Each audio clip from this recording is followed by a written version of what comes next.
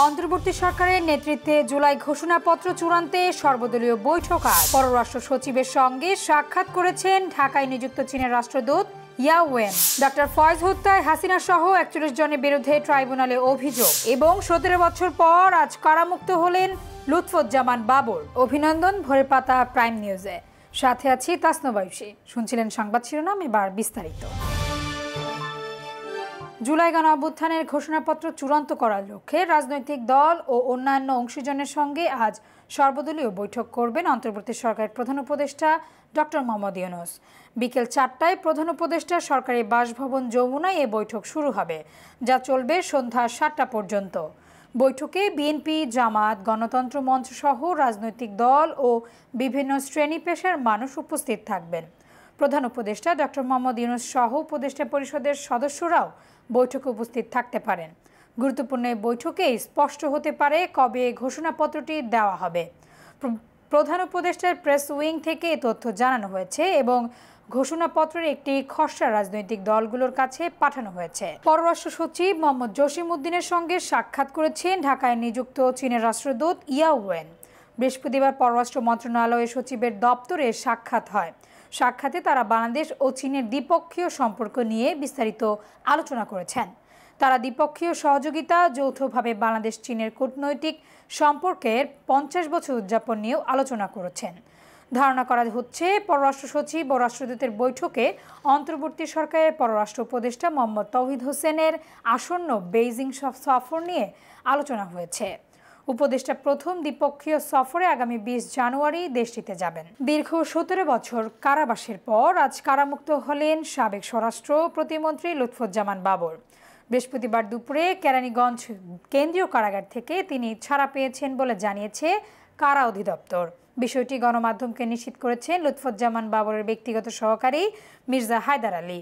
তিনি নেতাকর্মীদের নিয়ে রাজধানীর শেরেবাংলা নগরে জিয়া উদ্যানে বিএনপির প্রতিষ্ঠাতা শহীদ রাষ্ট্রপতি জিয়াউর রহমানের কবর জিয়ারত করবেন।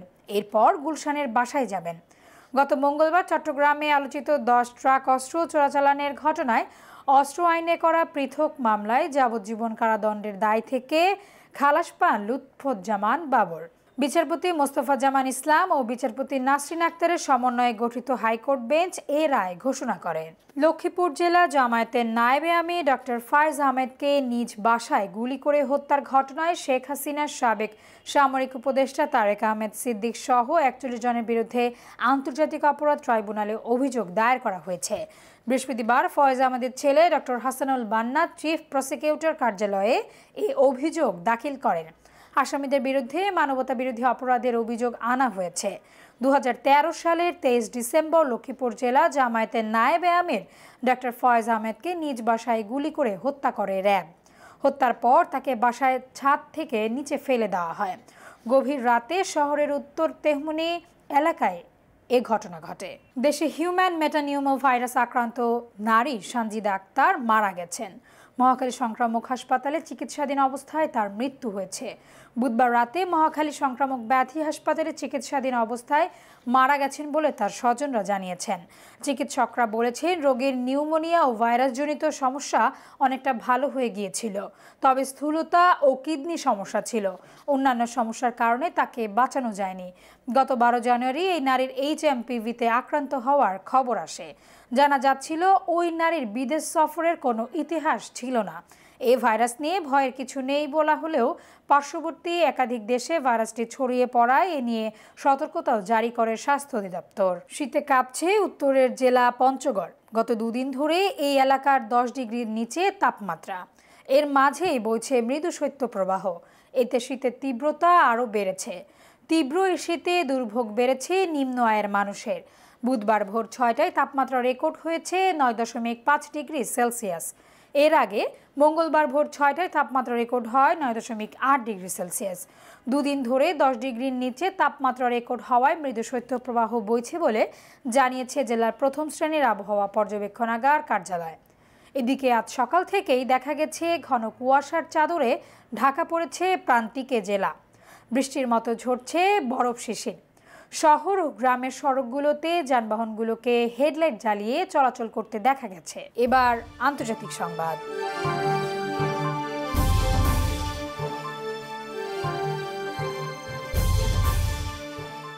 ফিলিস্তিনের গাজায় 15 মাস ধরে চলা নৃশংস সহিংসতার পর যুদ্ধবিরতিতে রাজি হয়েছে ইসরায়েল ও হামাস। বুধবার যুদ্ধবিরতির চুক্তিতে দুই পক্ষ ঐক্যমত্যে পৌঁছালে বলে জানিয়েছেন যুক্তরাষ্ট্রের একজন কর্মকর্তা। এই চুক্তির আওতায় গাজায় সংঘাত বন্ধের পাশাপাশি উপত্যকাটিতে হামাসের হাতে বন্দী জিম্মিদের মুক্তির পথও খুলবে। বিস্তারিত ডেস্ক রিপোর্টে। ট্রাম্প নির্বাচনে আসার আগেই বলেছিল তিনি যদি মার্কিন প্রেসিডেন্ট নির্বাচিত হন তাহলে তিনি প্রথমেই গাজায় যুদ্ধবিরতি বন্ধের জন্য ব্যবস্থা গ্রহণ করবেন। তবে কি এবার তার সূত্র ধরে জো বাইডেন যুদ্ধবিরতি করাতে চান? চলুন জেনে নেওয়া যাক কি হতে চলেছে গাজার ভবিষ্যৎ। সম্প্রতি কিছুদিন ধরে শোনা যাচ্ছিল জো বাইডেন হোয়াইট হাউস ছাড়ার আগে তিনি নাকি গাজায় যুদ্ধবিরতি বন্ধ করতে চান এবং তার জেরে গাজায় যুদ্ধবিরতি এবং পণবন্দীদের মুক্তি নিয়ে প্যালেস্টাইনি সশস্ত্র গোষ্ঠী হামাসের সঙ্গে চুক্তি করেছে ইসরায়েলি প্রধানমন্ত্রী বেঞ্জামিন নেতানিয়াহুর সরকার। কাতারের মধ্যস্থতায় যুদ্ধবিরতির বিষয়ে সম্মত হয়েছে দুই পক্ষ।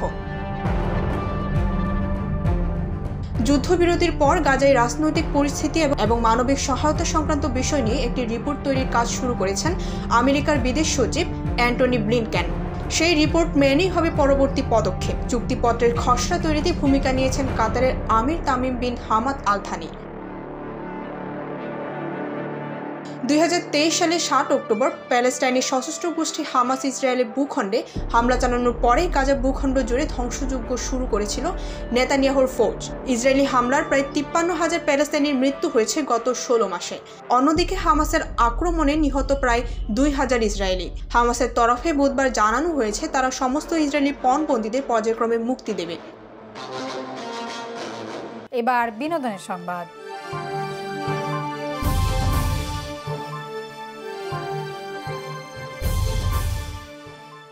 পরিমণিকে এবার দেখা যাবে টলিউডে। তার প্রথম কাজে দেবরাজ সিংহের ফেলো বক্সে ছবিতে। সেখানে সাংবাদিকদের প্রশ্নে ছবির অভিজ্ঞতা ও তার জীবনের ঘটনা শেয়ার করেছেন তিনি। নায়িকা নয়, ভালো অভিনেত্রী হওয়ার স্বাদ নিয়ে কলকাতায় কাজ করেছেন পরিমণি। দেবরাজ সিংহের ফেলো বক্সি ছবিতে তার প্রথম কাজ। ভিসা সমস্যায় শহরে ছবির প্রচারে যোগ দিতে পারেননি। প্রেম করছেন কিনা প্রশ্নের পরি বলেন তার আর প্রেম আসে না, তিনি ওই জোন থেকে বের হয়ে এসেছেন।